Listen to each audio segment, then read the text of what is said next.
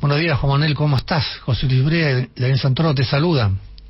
¿Qué tal? ¿Cómo les va, José Luis y Daniel? Muy bien. ¿Qué tal? Bien, estábamos analizando el tema de la violencia de parte de algunos manifestantes en la marcha de los jubilados y de la represión, y el eje estábamos hablando sobre la jueza Karina Andrade, y ayer tu colega de la coalición cívica en la legislatura porteña, Facundo del Gaizo, denunció que hay un mecanismo de miti-miti para nombrar los jueces, una jueza como esta, que más allá de que sea de un garantismo extremo, realmente han demostrado una impericia total.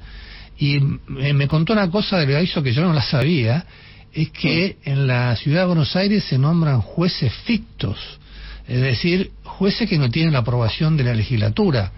¿Te parece que ese es un mecanismo que debería ser mejorado para tener jueces con más experiencia, sobre todo frente a estos casos complejos, Juan Manuel?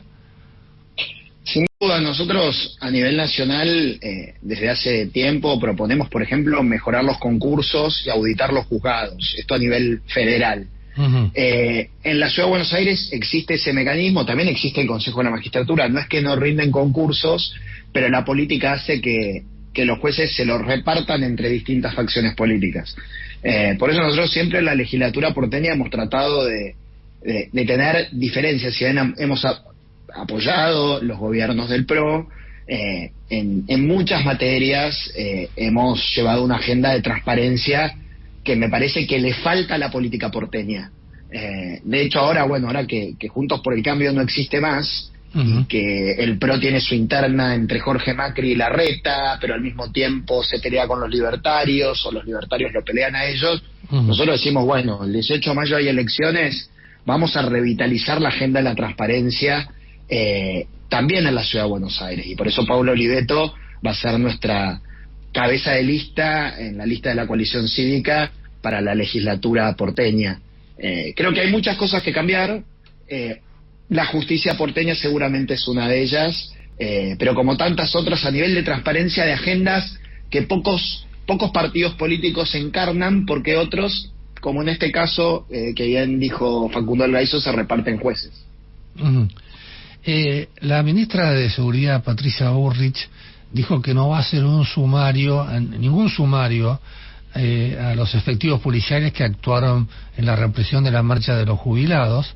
Y hay un caso en particular, porque obviamente todos vimos, Juan Manuel, vimos violencia de parte de algunos manifestantes, quemando 86 contenedores, incendiando 2 patrulleros, 4 motos, tirándole piedras a la policía, pero el tema del fotógrafo Pablo Grillo fue un tiro directo. Lo vimos ayer con un video que consiguió, un video aéreo que consiguió Todo Noticias. ¿Vos crees que debería haber un sumario en este caso específico? El sumario es para saber la verdad, no necesariamente es para castigar. Entonces me parece que es bueno saber la verdad, no es entregar a ningún efectivo a hacer un sumario, es que todos puedan saber qué pasó, porque también si no lo va a hacer la justicia. Ahí Patricia, yo sé su decisión de siempre, cuando era ministra de Macri también, de sostener a las fuerzas y no entregar, como en el caso Maldonado, un gendarme, claro. Pero acá es distinto, hay que saber qué pasó, y hacer un sumario no es entregar a nadie, es saber la verdad, es necesario, lo necesita la familia de Grillo, lo necesita él, que es víctima, y creo que se puede hacer algo equilibrado. Y nada, confío en que las cosas no sean caprichos, sino que se hagan bien. Esta semana hubo otro escándalo donde la coalición cívica, Juan Manuel, tuvo un protagonismo que tiene que ver con la información que reveló Carlos Pagni, de que una dirigente conservadora y aparte empresaria, Paula Arrieta, ingresó con un avión privado al Aeroparque Metropolitano y dejó un número indeterminado, que unos estiman en 10 valijas dentro del avión. El avión, este taxi aéreo, quedó prácticamente 10 días en un hangar en el Aeroparque Metropolitano. Después subió y se fue había llegado desde Miami y se fue con destino a Tenerife y destino final París. Maximiliano Ferraro, tu compañero de banca, presentó un pedido de informes. ¿Qué es lo que ustedes quieren saber que el gobierno conteste específicamente en este extraño y misterioso vuelo de una dirigente vinculada con un ex espía y que además consiguió la reunión entre el presidente Milei y el presidente Trump? Queremos saber si fue controlada con los operativos que hay que tener en estos casos.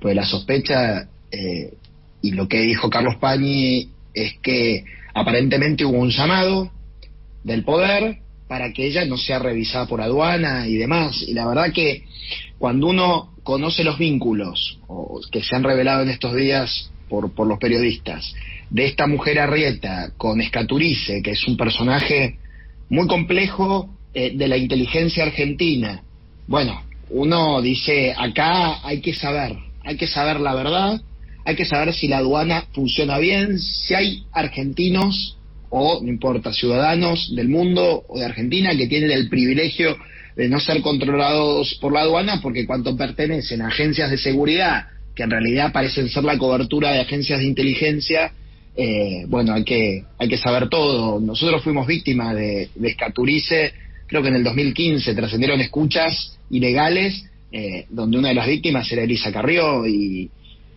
bueno, que esa Argentina también oscura, difícil, complicada, que no nos permite ser un país serio, seguro, esté vigente también con este gobierno, nos hacen llevar, insisto, nuestra agenda de transparencia, de control, de calidad institucional a lo público, porque no queremos que la Argentina siga repitiendo lo que viene repitiendo hace 40 años. Sí, vos te referías recién a una causa llamada Dark Stark, una denuncia que había hecho Stiuso y donde aparecieron políticos, periodistas, hablando sobre, por ejemplo, se reveló, le adelantaban a la CIDE de Cristina Kirchner que la Nata viajaba a las Islas Seychelles para ver el viaje de la expresidenta a esa isla, claro. Y también obviamente había seguimiento sobre Elisa Carrió. ¿Vos sabías que la empresa de Escaturice, esta empresa OPC Tech, tiene contratos con el Estado, con el actual gobierno y con anteriores? No lo sabía, y es bueno que esto se aclare, ¿no? Porque después está las versiones periodísticas por ahora de que Escaturice asesora a Santiago Caputo para saber a quién poner en la AFIP o en los organismos de inteligencia. Son estas cosas que ocurrieron siempre en la Argentina y que no tienen que seguir ocurriendo, porque, insisto, nos hacen un país inseguro. Nosotros somos un país que tuvo atentados terroristas, somos un país donde hay infinidad de hechos criminales complejos sin resolverse, donde el narcotráfico, si bien se combate, no se termina de vencer.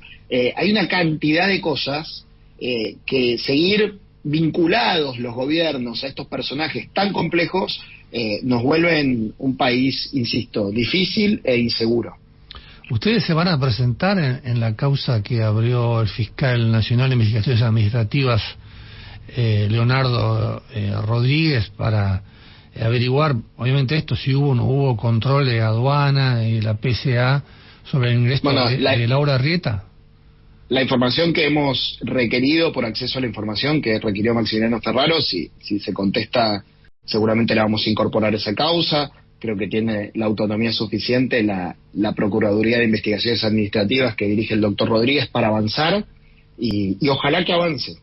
Ojalá que avance. De ser necesario, cualquier información que tengamos la vamos a aportar, por supuesto, pero me parece que es bueno que la justicia funcione, que haya fiscales que de oficio, por motu propio, ejerzan su control. Nuestro deber muchas veces, no es nuestro deber necesariamente, pero digo, nos hemos hecho cargo muchas veces de hacer las denuncias que los fiscales no hacen, y si es necesario colaboraremos, por supuesto, y apoyaremos para que haya una investigación seria y contundente.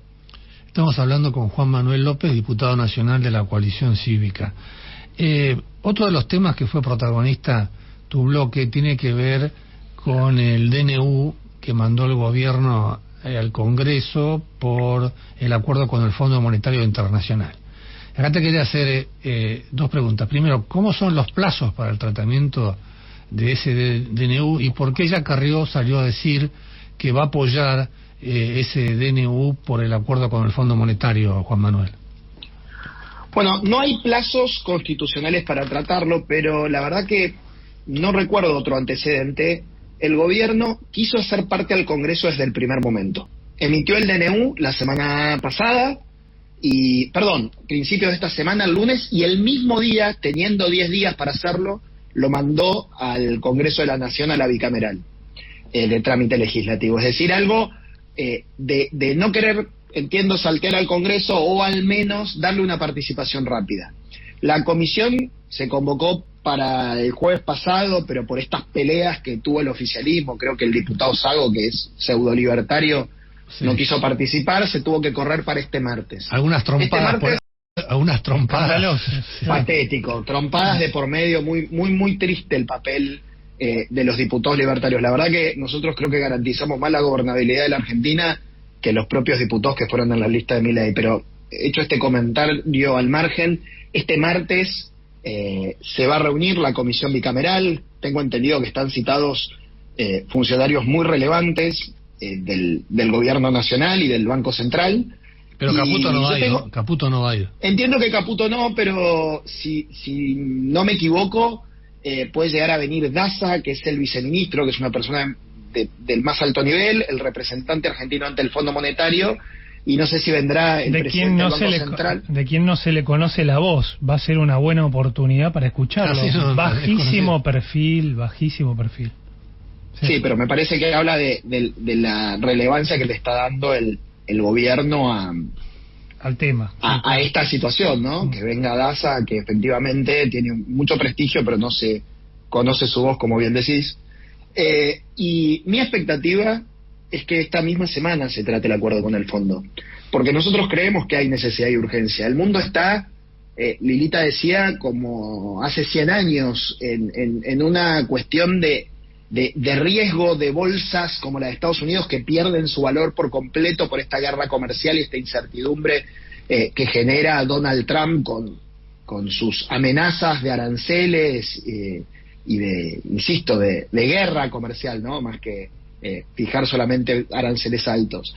Y la Argentina no tiene reservas, tiene reservas negativas. Empieza a haber volatilidad, empieza a haber dudas en los inversores y en los mercados de si el plan es lo suficientemente consistente, porque el Banco Central no acumula reservas, y nos dice el gobierno que está en negociaciones con el fondo. Nosotros legislativamente le tenemos que habilitar esta discusión, porque si bien no nos gusta el DNU, es la herramienta que eligió el Poder Ejecutivo, lo mandó de inmediato al Congreso y va a pedir el tratamiento seguramente esta semana. Nosotros vamos a apoyar para que el Ejecutivo pueda negociar bien con el fondo y para que la Argentina no retroceda en su plan de estabilización, no haya volatilidad en el tipo de cambio, no vuelva la inflación o, en el peor de los casos, no entremos en default con un organismo como ese.